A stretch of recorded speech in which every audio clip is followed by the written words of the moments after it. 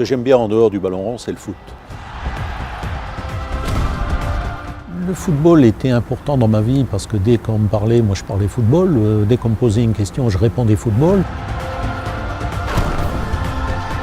Quand on me demandait ce que je voulais à Noël ou à Pâques, je disais un ballon ou une paire de chaussures ou un maillot. La voiture de pompier ou les petits soldats, ça ne m'intéressait pas du tout.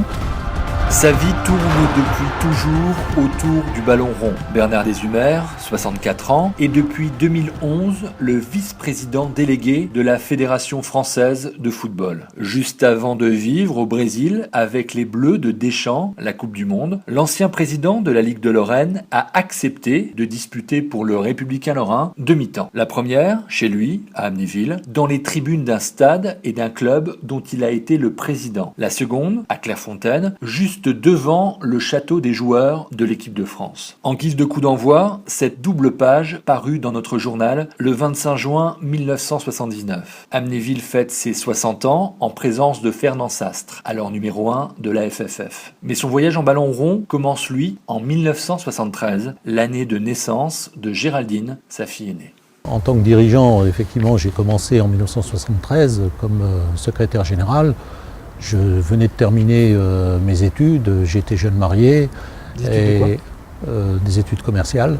Et donc j'étais jeune marié et les dirigeants du club se sont rapprochés de moi pour que j'occupe ce poste de secrétaire général. J'avoue que j'étais très surpris mais également intéressé parce que j'ai toujours vécu dans la proximité du club et de par ce que j'avais connu à travers mon papa, c'est une fonction qui m'intéressait. Et mon épouse était enceinte de notre premier enfant et elle me disait oh, écoute, il faut peut-être attendre un petit peu parce qu'on va avoir un bébé, donc non, attends, tu feras ça dans quelques années. Et moi je ne donnais pas de réponse au club parce que je comprenais la position de mon épouse et dans un certain sens je la partageais, mais d'un autre côté, être avec les copains et s'occuper du club, c'est quelque chose qui m'intéressait. Et donc le 15 juin 1973, mon épouse accouche, c'était un vendredi soir. Samedi matin, je vais dans une bijouterie, je lui achète une montre. Et j'arrive à la maternité, je lui offre la montre et elle me dit « écoute, moi j'ai rien pour toi, et qu'est-ce qui te ferait plaisir ?» Et là, de façon inexplicable, parce qu'il bien sûr il n'y avait absolument rien de prémédité, spontanément je lui réponds, je dis « écoute, ça me ferait quand même plaisir d'être secrétaire du club ». C'est comme ça que j'ai démarré ma carrière de dirigeant, grâce à la naissance de ma fille aînée. Et puis j'ai arrêté en 1984 parce que en 1982, j'ai été élu président du district Mosellan de football et ça n'était pas compatible pour deux raisons. D'une part, c'est une charge de travail importante et d'autre part, pour une question de neutralité vis-à-vis des autres clubs, il est important que le président d'une ligue ou d'un district ne soit pas dirigeant d'un club. Votre bilan, vous, de vos différents mandats en Lorraine, quelle est la décision avec le recul aujourd'hui dont vous êtes le plus fier en disant là j'ai changé les choses? C'est très difficile à dire parce que j'ai pas le sentiment d'avoir fait changer les choses. J'ai plutôt le sentiment d'avoir beaucoup travaillé pendant ces presque 30 ans puisque j'ai pris la présidence de la Ligue en 92 pour la quitter en 2011. Donc vous voyez, de 82 jusqu'à 2011 au niveau départemental et régional ensuite, beaucoup de choses ont été faites. L'une des fiertés, c'est d'avoir développé les sections sport-études. Lorsque je suis arrivé à la présidence de la Ligue, il y en avait une dizaine. Aujourd'hui, il y en a près de 50. Donc ça, c'est un résultat positif. Mais il y a beaucoup d'autres choses qui ont été faites, ou par moi, ou par des amis à qui j'avais confié des responsabilités. Mais je crois que ce qui est surtout important, c'est le sillon qu'on a tracé. Il y a de nombreux Lorrains qui ont pris des responsabilités dans le football français, européen, mondial. Jacques Georges, Michel Platini, vous, Joël Muller, Jacques Rousselot. Qu'avez-vous tous Carlo Molinari. Carlo Molinari, évidemment. Qu'avez-vous tous en commun? Je crois que les dirigeants lorrains sont appréciés au niveau national parce que ce sont des gens pondérés, fiables, travailleurs. Quand on nous confie une mission, on l'amène avec sérieux et donc c'est ce qui explique en grande partie le fait que la représentation de dirigeants lorrains au sein du football français est incontestablement supérieur à l'importance de la Lorraine par rapport à l'ensemble du territoire. Quand on regarde votre CV aujourd'hui, on a l'impression d'une trajectoire, d'une progression naturelle. Est-ce qu'il y a eu des moments de doute, d'hésitation quand au fur et à mesure les propositions sont arrivées? Non, il n'y a jamais eu de doute, sans doute parce que j'étais très jeune et quand on est jeune on doute de rien. Mais il y avait aucune impatience dans ce que je faisais parce que ce que j'ai fait, je l'ai toujours fait avec beaucoup de plaisir et sans ambition personnelle, si ce n'est d'être avec des amis. Et les amis qui étaient en place, je ne cherchais pas à les flinguer pour prendre leur place. Donc vous faisiez allusion tout à l'heure à Fernand Sastre qui effectivement était venu ici en 1979.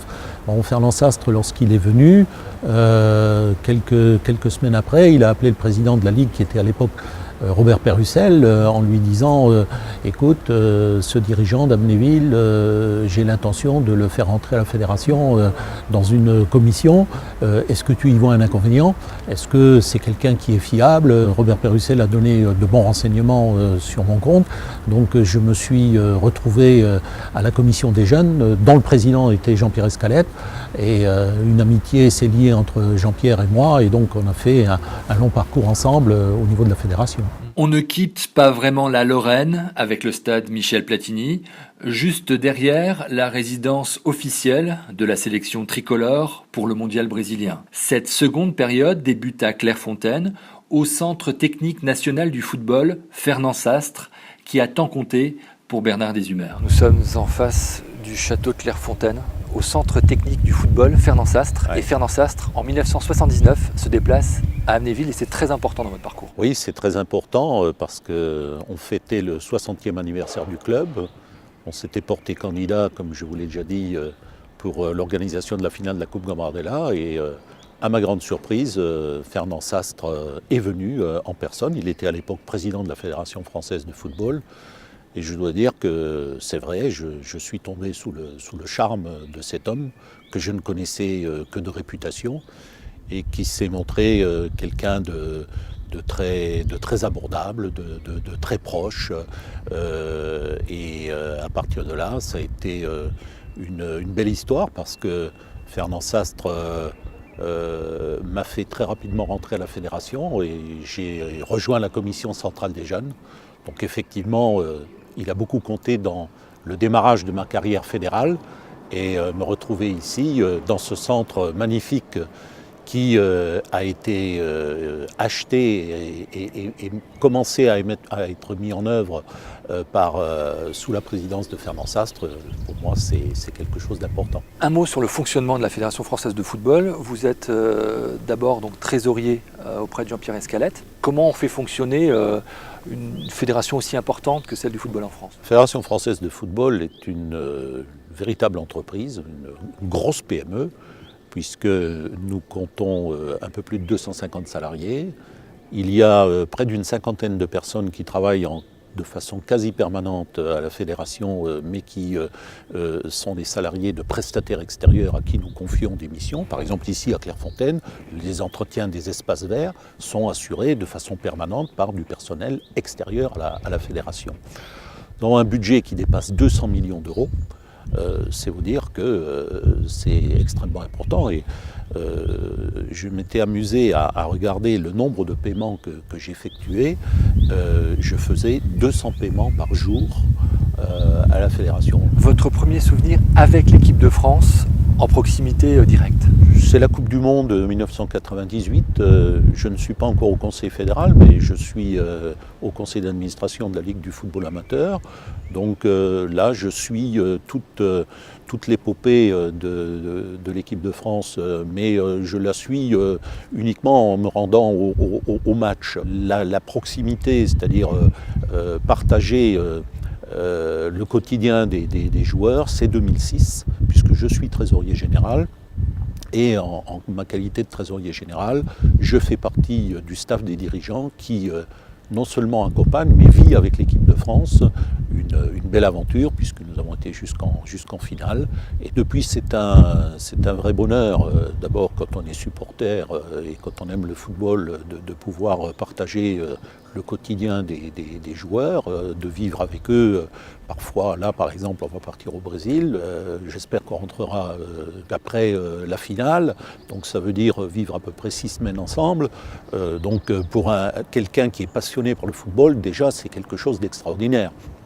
Bon, ensuite, lorsqu'on aime la compétition, et nous sommes des compétiteurs, eh bien, vivre une telle compétition, c'est quelque chose qui est extrêmement important. J'ai retrouvé une interview que vous nous avez accordée en novembre 2004, je vous cite « Je suis là pour servir, je suis dans le football dans l'intérêt que j'y trouve et pour ceux que je peux lui apporter.